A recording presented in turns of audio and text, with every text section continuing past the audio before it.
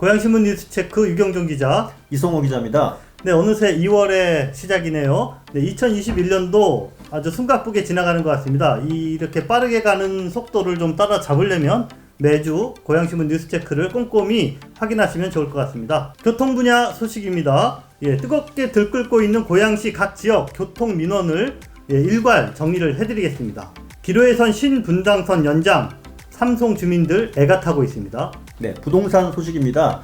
창릉 신도시 사전 청약이 올해 11월부터 시작됩니다. 가격 상승을 주도하고 있는 킨텍스 아파트, 실제 거래량이 어떤지 확인해봤습니다. 사회 분야 소식입니다. 삼송지구의 학생들이 지축지구의 중학교로 배정이 되면서 학부모들의 불만이 터져나오고 있습니다. 서대문구 음식물 처리 시설이 재가동되기로 하면서 고양시 대덕동 주민들의 피해가 예상됩니다. 마지막 소식은 정판호 고양시 의원이 행주산성 관광 특구 사업을 제안했습니다. 지난해 말에 창릉 신도시 관련된 교통 대책이 발표가 됐습니다. GTX 창릉역이 추가됐고 트램 설치가 발표됐고 고양선 노선도 변경이 됐습니다. 국토교통부가 이런 추가 교통 대책을 내놨음에도 불구하고 고양시 각 지역에서 집단 민원이 새롭게 이렇게 지금 동시다발적으로 나오고 있다고 합니다. 지금 국토부가 나름대로 고양시 교통 대책을 추가로 발표하면서 나름대로 선물 보따리를 안겨줬다고 생각을 할 텐데, 오히려 불만이 지금 더욱더 고조되고 있는 상황입니다. 집단 민원이 동시다발적으로 이제 발생하고 있는 상황인데, 또 사진을 보시면 아시겠지만은 현수막이 고양시 곳곳에 이제 붙어 있어요. 고양시에서 발생한 집단 민원, 철도교통 관련된 집단 민원을 좀 정리를 해봤습니다. 정리해보니까 한 5군데 되는데, 중산동에 트램을 연장하라, 식사동까지 트램이 발표됐는데 거기서 한 발 더 나가라, 고양선에 화수역을 설치해라. 화수역이 어디냐면은 화수중고등학교 있는 화수역을 설치하라고 주장하고 계십니다. 이게 한 달 전 국토부 발표 이후에 나온 신규 교통 민원이에요. 또 사진 보시면은 이건 좀 색다르죠. 이게 시청 앞인가요? 오늘 아침에 있었던 일입니다. 3호선 가자마을에 가자역을 설치해달라, 주차장 바닥에 누우셨어요.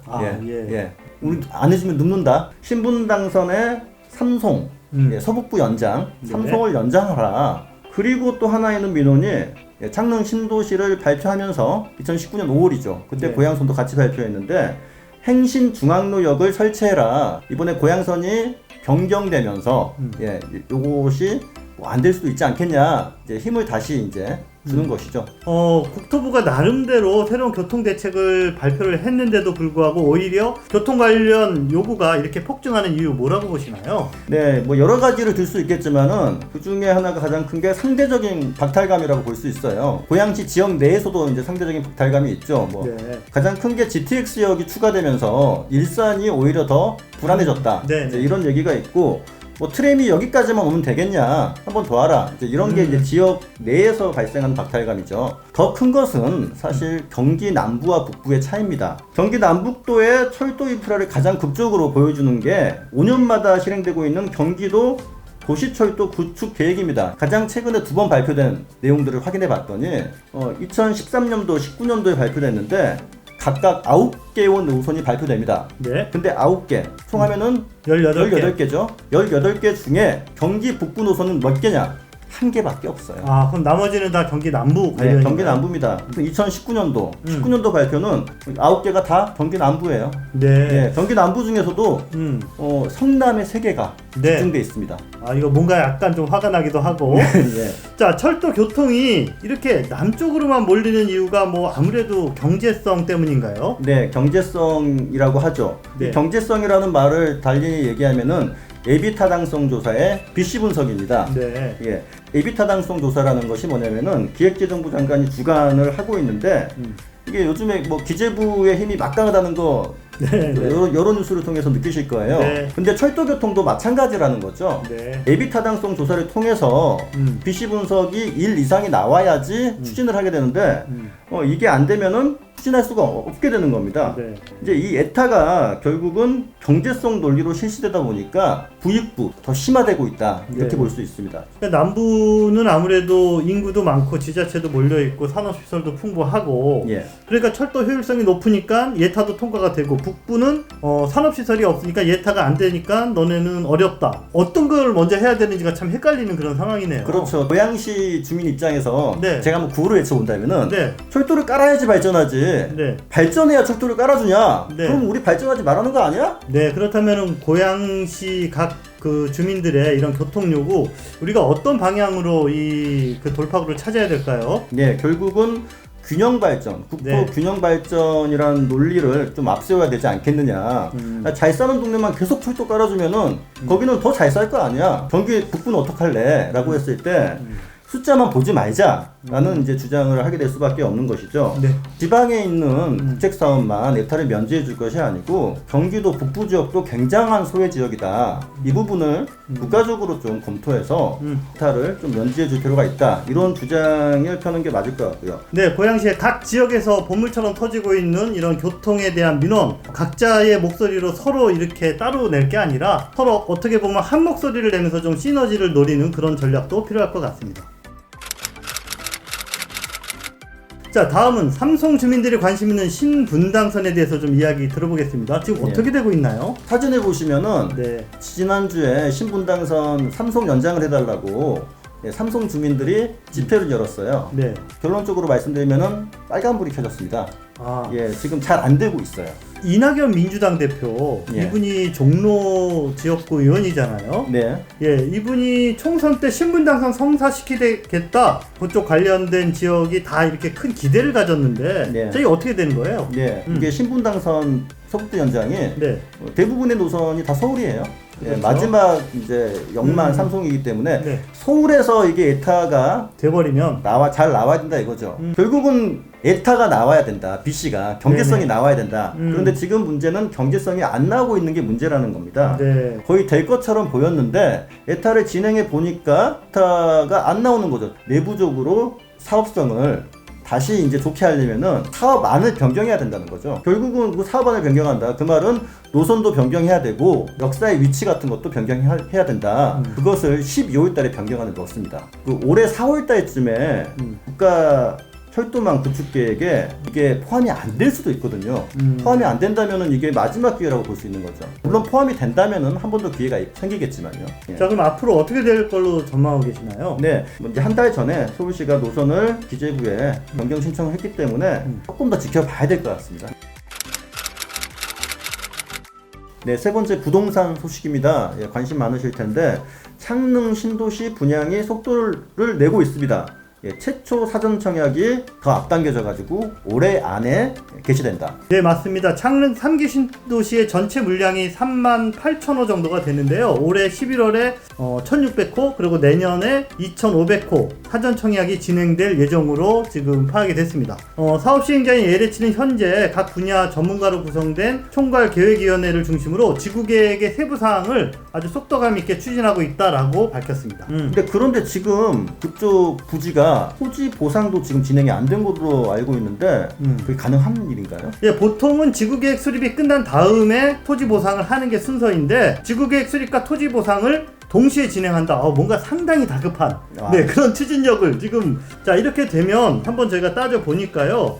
지구 지정에서 최초 주택 공급까지 2기 신도시의 경우 평균 한 60개월 정도가 걸렸어요. 네. 근데 창릉 신도시는 계획 발표가 나고부터 단 20개월 만에 예, 전례 없이 빠른 속도로 진행된다라고 보시면 되겠습니다. 창릉 신도시가 이렇게 속도를 내는 이유가 있겠죠. 네, 뭐 예. 이미 짐작하시다시피 예. 현 정부의 최대 과제가 바로 집값이잖아요. 네. 그래서 지금 집값 잡겠다고 뭐 수십 번의 정책을 발표했는데 서울을 벗어나서 이제는 경기도권까지 네. 집값이 동시에 막 오르고 있으니까 할 수 있는 뭐래도 최선을 다해서 빨리 네. 이 정책은 또 속도가 중요하잖아요. 이미 계획된 창릉 신도시의 공급을 최대한 앞당기려고 하는 그런 의지가 읽힙니다. 자, 창릉 신도시 앞으로 좀 일정을 간단히 정리를 해드리면 올해 안에 토지 보상 그리고 지구계획 승인 또 사전 청약이 이제 시작이 되고요. 내년에는 이제 공사가 착공이 들어갑니다. 그리고 2023년에 본 청약 그리고 2025년부터는 순차적으로 아마 입주가 될 걸로 그렇게 예상할 수가 있겠습니다. 고양시 아파트 가격 상승을 상징하는 단지가 있습니다. 일산에 다 아시다시피 최고 가격, 실거래 가격 20억 원을 넘기기도 했어요. 거래가 한 건 있었습니다. 실제로 작년에. 예, 킨텍스 지구 좀 알아보겠습니다. 호가는 꽤 굉장히 많은데 매물도 꽤 나오고 거래량은 별로 없다? 자, 예. 실제로 거래된 양만 말씀드리겠습니다. 지난해 9월부터 12월까지 4개월간 예. 킨텍스 원시티의 경우 총 거래된 게 8건 있습니다. 네. 그리고 킨텍스 꿈의 그린의 경우 6건이 있습니다. 그런데 올해 양쪽을 다 합쳐서 1월 한 달 동안 35평대가 딱 하나 팔리고 예. 나머지는 거래가 완전히 성사되지 않았습니다. 실거래가 이렇게 끊긴 이유가 뭘까요? 네, 부동산 전문가들은 이게 가격 상승에 대한 기대 심리가 워낙 크다 보니까 예. 이게 좀처럼 거래가 안 되는 거예요. 그래서 가격이 더 앞으로 올라갈지 모른다는 그런 기대감 때문에 호가를 아주 높이 부르거나 또 이미 내놓은 매물도 걷어들이고 관망하고 있다.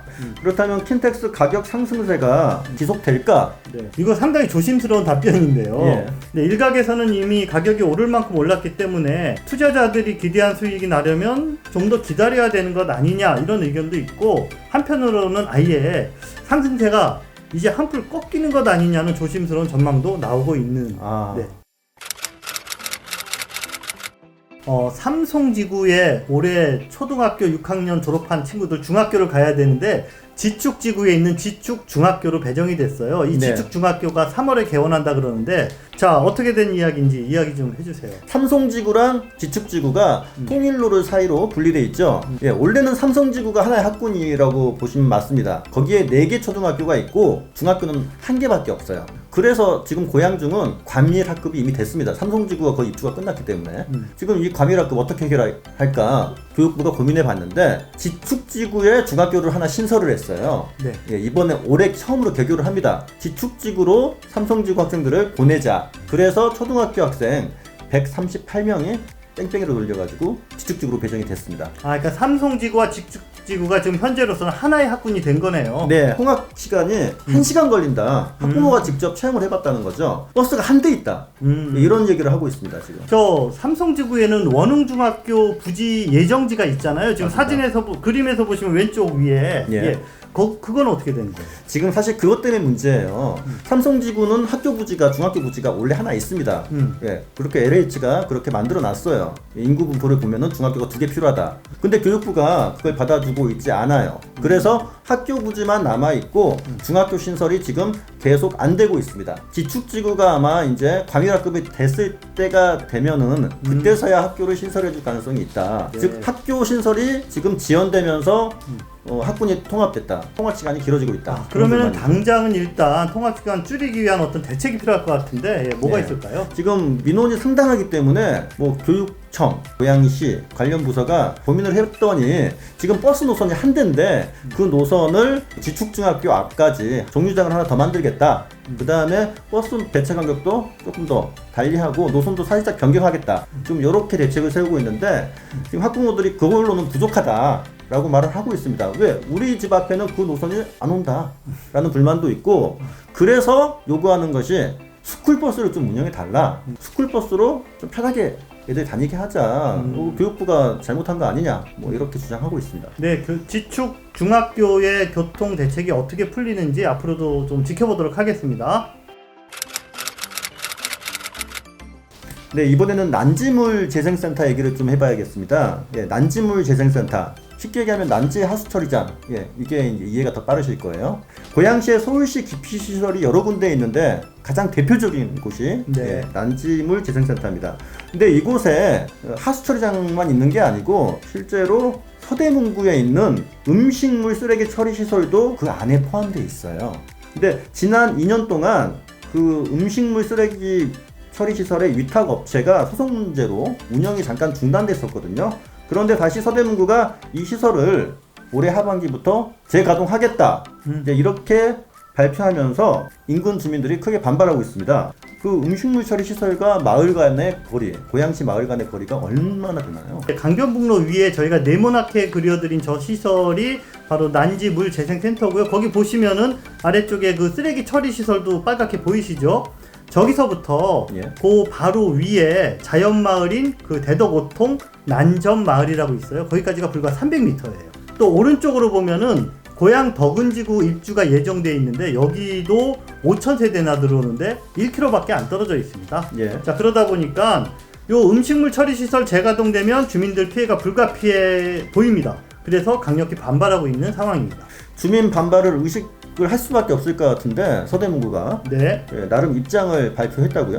네, 서대문구가 일단은 그 처리 용량을 종전의 절반인 한 150톤으로 줄이고 그 다음에 악취 저감 시설도 추가로 설치하겠다 뭐 이런 입장을 밝혔는데 뭐 들어보시면 알겠지만 근본적인 대책은 아니죠. 네. 그래서 뭐 남점 마을 주민들 악취뿐 아니라 이거 발암 물질도 우려되는데 시설 재가동 기필코 막아내겠다 지금 그러고 있고요. 그 다음에 또 덕은지구 입주 예정자들이 대개가 어린 자녀를 둔 30, 40대 젊은 그런 분들이 많아요. 예. 그러다 보니까 우려가 이만저만이 아닙니다. 네, 이게 서울시 기피시설이 고양시에 있는 게 참 문제인데 고양시는 어떻게 얘기하고 있습니까? 네, 상당히 안타깝게도 일단은 이게 처음에 만들어질 때부터 법적으로 적법하게 운영이 되고 있는 거예요. 그러다 네. 보니까 재가동 후에 악취가 많이 발생하면은 어떤 행정명령이나 이런 걸 할 수 있겠지만 당신들 그거 가동하지 마시오라고 고양시가 법적으로 제재할 수 있는 근거가 지금으로서는 마땅히 보이지가 않습니다.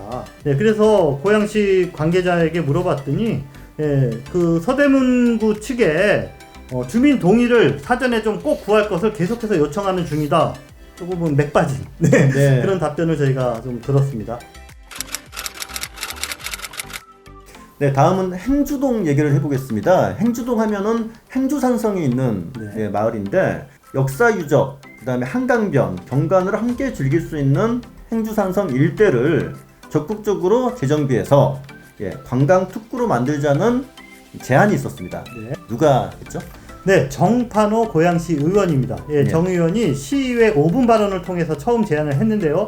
한옥 호텔, 한옥 게스트하우스를 한 300호실 조성하고 행주산성 주차장에 높은 전망대도 설치하고 그 다음에 행주산성과 또 지금은 이용하지 않는 구 행주대교까지 체험관광시설인 이 짚라인도 연결하고 또 구 행주대교 위에는 카페 조성하고 행주산성과 고양 한강공원 그리고 장항습지로 있는 곤돌라 설치하고 차 없는 행주마을 조성, 전기 셔틀버스 운영 등 정말 많은 계획을 동시에 발표를 했습니다. 정판우 의원이 제안한 사업계획 최종 목표가 뭔가요?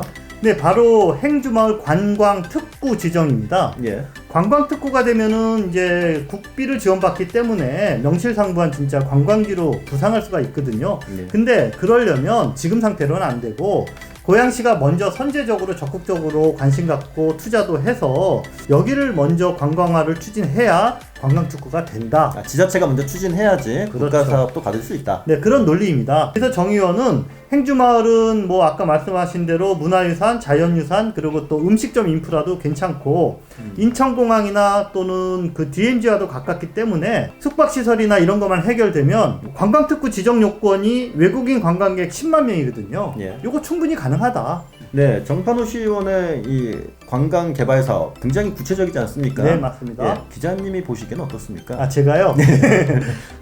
행주산성과 행주마을이 고양시 미래의 가장 큰 관광 자원이란 사실은 뭐 두말할 나위가 없습니다. 예. 그러나 또 다른 측면에서 보자면 이 한강하구 또 가까이에 있는 장항습지는 습지 보호구역으로 환경부에서 지정이 되어 있고요. 또 람사르 국제협약 등재를 추진하는 곳입니다. 예, 이런 거를 좀 감안을 한다면 정판호 의원이 이 계획한 행주산성 관광특구 사업이 지역 생태 전문가들이랑 먼저 좀 이렇게 소통을 해서 생태적인 또는 환경적인 특성을 잘 검토해서 보다 장기적이고 또 그런 치밀한 그런 안목으로 좀 추진이 되었으면 하는 그런 바람이 있습니다.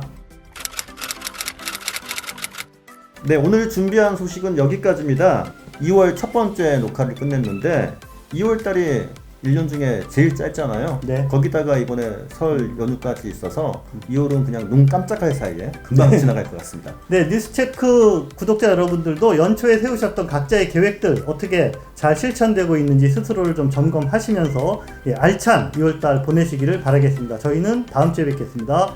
감사합니다. 안녕.